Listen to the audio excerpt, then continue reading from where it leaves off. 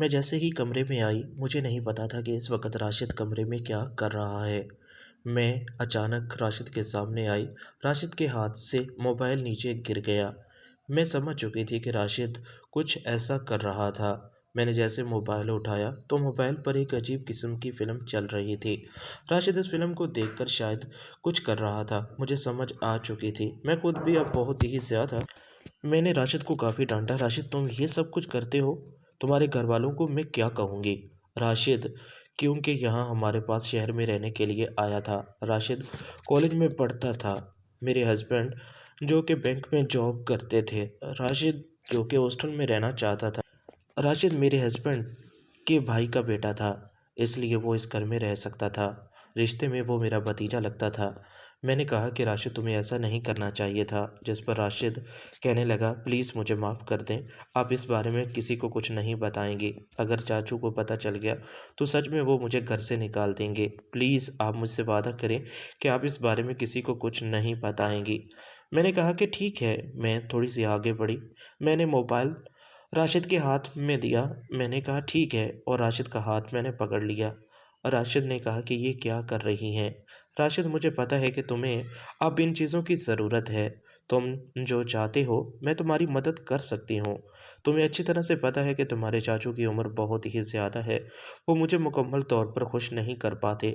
मैं तुम्हें देख चुकी हूँ, मुझे पता है कि तुम्हें भी अब इन चीज़ों की ज़रूरत है। मैं चाहता हूँ कि तुम अब ऐसा कुछ सोचो। ये बात सुनकर अब मैं बहुत ही ज़्यादा परेशान हो गया। मैंने कहा कि ये आप क्या कह रही हैं? ऐसा नहीं हो सकता। जिस पर एक बार फिर मैं कहने लगी कि जो भी है, राशिद अगर तुम मेरी बात नहीं मानोगी तो फिर बहुत बुरा होगा। राशिद तुम्हें मेरी बात माननी पड़ेगी। हम एक ही घर में रहते हैं। तुम्हारे अंकल जो कि शाम 5-6 बजे से पहले घर पर नहीं आते, तो वैसे ही कॉलेज से भी जल्दी आ जाते हो। अगर हमारी दोस्ती हो गई तो हम एक दूसरे की मदद कर सकते हैं। मैं तुम्हें इसके बदले पैसे भी दूंगी। तुम मुझे खुश रखोगे और मैं तुम्हें खुश रखूंगी। अब राशिद मेरी बात मान चुका था। मैंने अपना हाथ बढ़ाया और मैं खेलने लगी। मैंने कहा कि तुम्हें अब किसी किस्म का कोई मसला तो नहीं? राशिद बोल तो ना पाया, लेकिन राशिद ने हाँ में सर हिला दिया। मैं जैसे जैसे खेल रही थी, राशिद के चेहरे से मुझे साफ नज़र आ रहा था, उसे खेल अच्छा लग रहा है। मैंने राशिद को कहा कि जब तुम्हें किसी किस्म की कोई परेशानी होने लगे तो तुम मुझे बता सकते हो। राशिद तुम समझ रहे हो ना कि मेरे कहने का क्या मतलब? राशिद ने कहा हाँ, मुझे समझ आ चुकी है। इसलिए मैं अब बड़े ही तरीके से खेल रही थी। ऐसे तो कभी भी मैंने असलम के साथ भी नहीं खेला था। असलम मेरा शौहर था। असलम के साथ मैंने काफ़ी अच्छा वक़्त गुज़ारा था। मैं उसके साथ शादी करके इस घर में आई थी। असलम के साथ वक़्त तो गुज़ारती थी, लेकिन असलम कभी मुझे खुश कर ही नहीं पाया था। मेरी उम्र भी ज़्यादा नहीं थी, 22-23 साल मेरी उम्र थी। मेरे हस्बैंड की उम्र तकरीबन 40 साल थी। उसके पास काफ़ी पैसा था। मैंने पैसों की खातिर ही असलम से शादी की थी। असलम जो कि मुझे मुकम्मल तौर पर खुश रखता था, लेकिन कभी भी मुझे ये खुशी नहीं दे पाया था। लेकिन अब मुझे भी इन चीज़ों की ज़रूरत थी। मैं कई बार इस बारे में सोचती थी कि मैं अरशद के साथ ऐसा कोई तल्लक बना पाऊँ, लेकिन आज तो मौका भी मिल गया और अरशद को मनाने में कामयाब भी हो चुकी थी। थोड़ी देर के बाद मैंने अरशद को एक अच्छी सी पोजीशन बनाकर दी। मैंने कहा कि अरशद तुम खेलो। अरशद जो कि पहली बार खेल रहा था और इससे पहले उसने कभी भी शायद ऐसा कुछ नहीं खेला था, इसलिए वो खेलने की कोशिश तो कर रहा था, सही तौर पर खेल नहीं पा रहा था। मैंने कहा अरशद क्या हुआ? मुझे तो लगा था कि तुम इस खेल की काफ़ी अच्छी खिलाड़ी होगे, तुम्हें खेलना क्यों नहीं आ रहा? नहीं, मैंने आज से पहले कभी भी ऐसा कोई खेल नहीं खेला। थोड़ी देर के बाद मैंने अरशद को एक अच्छी सी पोजीशन बनाकर दी। मैंने इस बार अरशद को कह दिया कि अगर इस बार भी तुम ना खेल पाए तो सच में मैं तुम्हें बहुत डांटूंगी।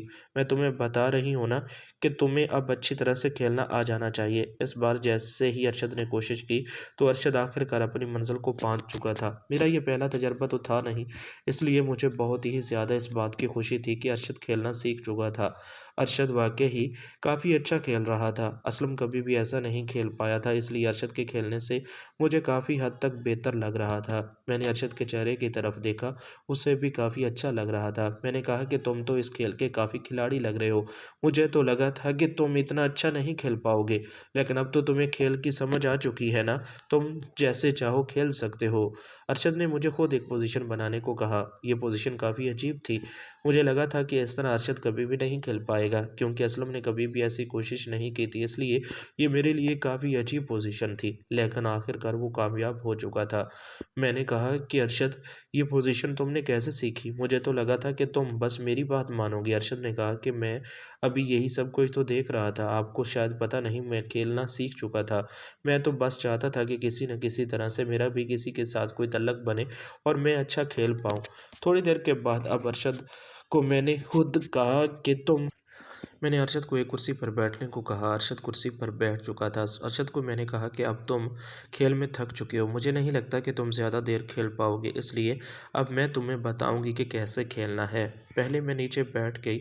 मैं भी थक चुकी थी, लेकिन थोड़ी देर के बाद मैंने बिल्कुल अरशद की तरफ मुंह करके कहा कि अब मैं खेल सकती हूँ। अरशद ने कहा, हाँ, आप जैसा चाहें खेल सकती हैं, मुझे किसी किस्म का कोई एतराज़ नहीं। इसलिए अरशद को अब किसी बात पर कोई एतराज़ नहीं था, इसलिए मैंने अरशद के साथ खेलना शुरू कर दिया। अरशद अब काफ़ी अच्छी तरह से ये खेल पसंद कर रहे थे। अरशद को भी अब इस खेल की समझ आ चुकी थी। अरशद जैसे-जैसे मेरे खेल की तरफ देख रहे थे और काफ़ी हद तक खुश थे। मैंने अरशद को कहा कि कैसा लग रहा है? अरशद ने कहा, हाँ, मुझे बहुत अच्छा लग रहा है।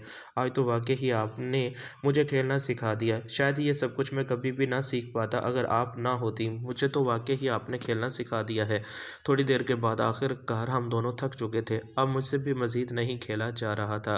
अरशद के चेहरे पर भी अब थकावट साफ नज़र आ रही थी। अरशद ने कहा कि मुझसे भी अब मज़ीद नहीं खेला जा रहा, लेकिन अब हमारी अच्छी दोस्ती हो चुकी थी। हमें एक ही घर में रहना था क्योंकि अभी तो अरशद की क्लासेस शुरू हुई थी। 2 साल की क्लास थी, तो वो इतनी जल्दी तो यहाँ से आने वाले नहीं। हमें बस असलम से बचकर ये सब कुछ खेलना है। असलम को सब कुछ पता चल गया तो बहुत बुरा होगा। ये सब कुछ आप देखने के बाद अब हमें बहुत ही ज़्यादा इस बात की समझ आ चुकी थी कि कैसे खेलना है।